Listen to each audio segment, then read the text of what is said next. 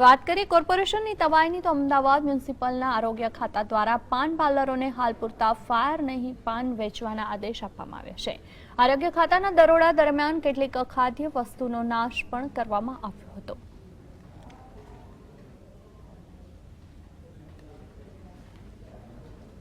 ગુજરાતના વિવિધ સ્થળોએ હાલ ફાયર પાન બાબતેની જે ફરિયાદો ઉઠી છે કે જેની અંદર ઘણા બધા ઇસમો છે એ કેટલીક ન વાપરવા જેવી અખાદ્ય વસ્તુઓને ફાયર કરી અને પછી લોકોને પાન ખવડાવતા હોય છે, જે સ્વાસ્થ્યને હાનિકારક હોય છે।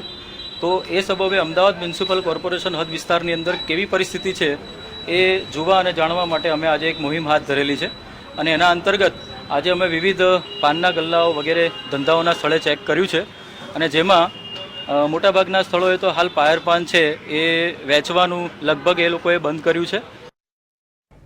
તો આજ સમગ્ર મામલે અમારી સાથે જોડાયા છે ઝલક કોર્પોરેશને હવે આદેશ કર્યો છે કે ફાયર પાન નહીં વેચી શકાય। આ સિવાય પણ બીજા કયા આદેશો કરવામાં આવ્યા છે? જે રીતે રાજકોટમાં જે ફાયર પાન છે તે ફાયર પાનમાં થિનરનો ઉપયોગ કરવાનો સામે આવ્યું હતું। ત્યારબાદ જે વિવિધ શહેરો છે તે વિવિધ શહેરોમાં મહાનગરપાલિકા દ્વારા દરોડા પાડવામાં આવ્યા હતા। આજે અમદાવાદ મ્યુનિસિપલ કોર્પોરેશન દ્વારા શહેરના વિવિધ ઝોનમાં આવેલા પાન પાર્લરોમાં ચેકિંગ હાથ ધરવામાં આવ્યું હતું, જેમાં કેટલીક અખાદ્ય વસ્તુઓનો નાશ કરવામાં આવ્યો હતો।